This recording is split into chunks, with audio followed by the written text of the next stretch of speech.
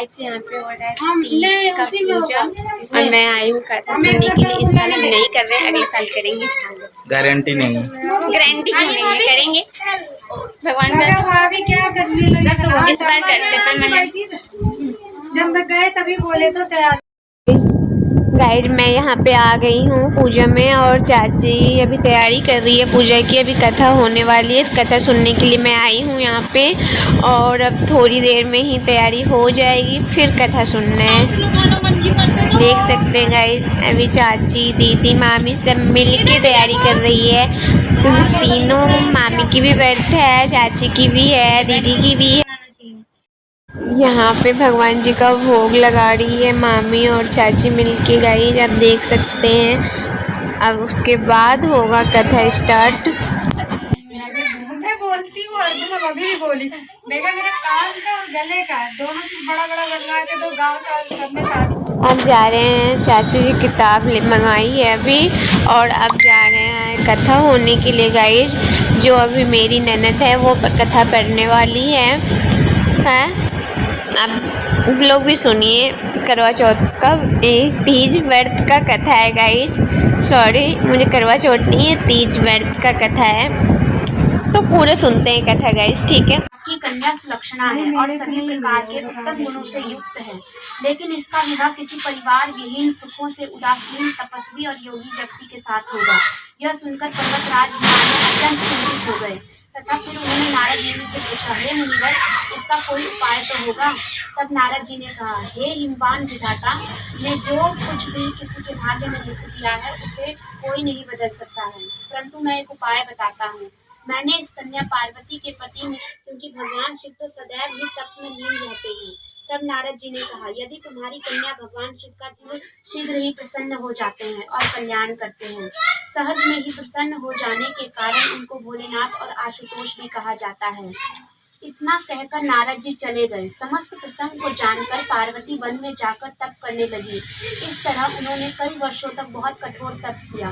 उधर ब्रह्मा जी तथा ऋषि मुनियों ने भगवान शिव के समक्ष जाकर उनसे प्रार्थना की, हे प्रभु, पार्वती ने आपको प्राप्त करने के लिए अपार तप किया है, अब आप उनको अंगीकार कीजिए। तब भगवान शिव ने कहा, तथास्तु, ऐसा ही होगा। अब उचित समय आ गया है और मैं शीघ्र ही पार्वती से विवाह करूंगा। यह सुनकर ब्रह्मा जी तथा ऋषि मुनि प्रसन्नता प्रकट करने लगे और भगवान शिव की जय जयकार करते हुए अपने अपने स्थान पर चले गए। उधर पार्वती का कठोर तप निरंतर जारी था। फिर उस दिन भाद्रपद महीने के शुक्ल पक्ष की तृतीया तिथि और हस्त नक्षत्र था। तब पार्वती ने कहा, हे नाथ, यदि आप मुझ पर अति प्रसन्न हैं, पानी ग्रहण करूंगा। चूंकि आज ही तुम्हारी तपस्या से प्रसन्न होकर तुम्हारे समक्ष प्रकट हुआ हूँ, इसलिए मैं तुम्हें यह वरदान भी देता हूँ कि आज के दिन को हरितालिका तीज कहा जाएगा। जो भी स्त्री प्रत्येक वर्ष आज ही के दिन भाद्रपद मास के शुक्ल पक्ष को तृतीया तिथि को तुम्हारी पूजा करेगी तथा इसी कथा को कहेगी या सुनेगी, वह अखंड सौभाग्य को प्राप्त करेगी और सभी तरह के रोग शोक से मुक्ति प्राप्त करके सुख पूर्वक जीवन यापन करेगी। अतः में शिवलोक को प्राप्त करेगी। भगवान शिव के इन वचनों को सुनकर पार्वती बहुत प्रसन्न हुई। फिर वह भगवान शिव को प्रणाम करके अपने घर वापस आ गई। बाद में ब्रह्मा जी ने सप्त ऋषियों को हिमालय के घर भेजा। हिमालय ने उनका उचित आदर सत्कार किया। फिर उन्होंने शुभ दिन का निर्धारण करके शीघ्र ही विवाह संपन्न कराने का निश्चय किया। उन सप्त ऋषियों ने वापस जाकर ब्रह्मा जी के समक्ष सारा वृतांत कहा। फिर विवाह की तैयारियां की जाने लगी। इसके पश्चात निर्धारित तिथि पर भगवान शिव अपनी बारात लेकर पर्वतराज हिमालय के महल की ओर चले। उनकी बारात में ब्रह्मा जी, विष्णु जी, समस्त सुरगण, शिव जी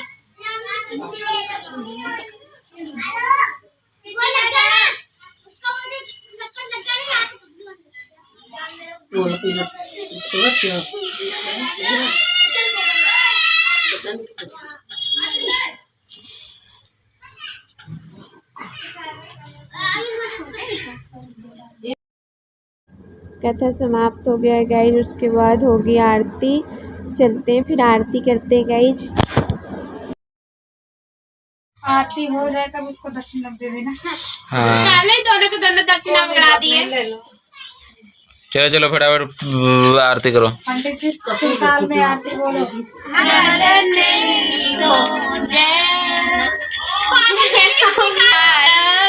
पुष्प गल माला लाल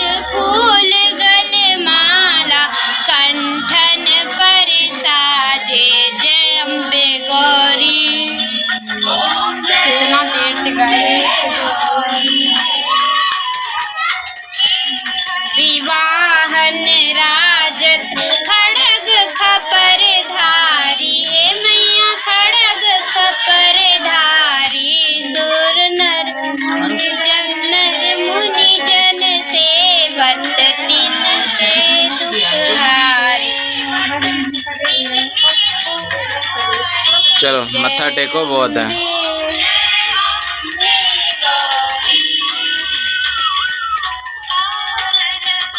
डल शोभित ना सागे मोती ना सागे। आता पूरा, लेकिन शुरू का कोई बोलेगा तभी गा पाएंगे।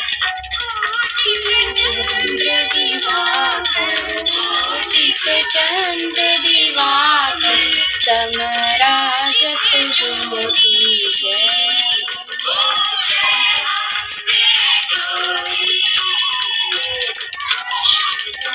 शुंभ विराज महिषासुर घाती। तो हमने ऐसे गाइड और पूजा खत्म समाप्त हो गया, चलो सुन लिए। नेक्स्ट ईयर क्या पता मैं भी तीज का व्रत करूँ। अब जा रहे हैं। अभी यहाँ से जायज घर नहीं जाना, अभी मुझे जाना है गोलगप्पे खाने के लिए। और उधर से देखिए फिर कहाँ जाते हैं हम घूमने के लिए। चलते हैं गाइज गोलगप्पे खाने। गोलगप्पे वाले भैया की दुकान आज बंद थी, तो हम आ गए पार्क छल्ली खाने के लिए। और मस्त गरम गरम आंटी छल्ली गोलगप्पे खाने के लिए। गोलगप्पे वाले अंकल की दुकान बंद थी जहाँ पे मैं गोलगप्पे खाती हूँ। अब मैं आई हूँ पार्क, गैसपुरा पार्क है ये लुधियाना का, और मैं यहाँ पे खा रही हूँ छल्ली, गर्मा गर्म छल्ली।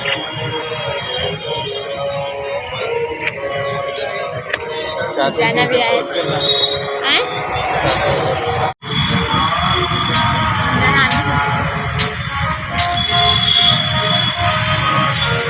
लोग बारिश के टाइम में खाते थे, इस पर बारिश के टाइम में खाने का टाइम ही नहीं मिला।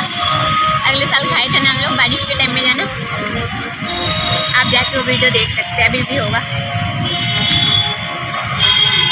खान पार्क घूमने के बाद हम आ गए सब्जी मंडी। मुझे घर के लिए सब्जी लेनी थी, तो चलते हैं गाइस घर के लिए अंकल जी से गोभी लेते हैं। ये क्योंकि मुझे सवेरे कल खाना बनाना है, इसलिए। ये है लुधियाना का सब्जी मंडी गाइज। यहाँ पे आपको सारे चीज़ मिल जाएंगे। यहाँ उस साइड कपड़े की है, और जो आपको जो भी खाना पीने का चीज़ होता है सारी चीज़ यहाँ मिलते हैं। सब्जी भी मिलते हैं गाइज। और मेरा मन हो रहा था जूस पीने का, तो फिर हम यहाँ पे आए गन्ने का जूस पीने के लिए गाइज। और अंकल जी बना रहे हैं अभी गन्ने का जूस। उसमें बर्फ भी होते हैं और अच्छे भी होते हैं। और मैं पी रही हूँ अभी गन्ने का जूस। चलते हैं गाइस अब जल्दी से घर के लिए कुछ पैक करवाते हैं, क्योंकि जाना का जो फेवरेट होगा जाना वो लेंगे। तो फिर चलते हैं घर। यहाँ पे आगे जाना कुलचा लेने के लिए, तो भैया से जल्दी से कुलचा पैक करवाते हैं, फिर चलते हैं घर गाइस। तो गाइस हम लोग फाइनली घर पहुँच चुके हैं और अब हम खा रहे हैं। बस गाइज आज के लिए इतना ही। अगर आपको हमारी वीडियो अच्छी लगी तो प्लीज़ चैनल को सब्सक्राइब करें और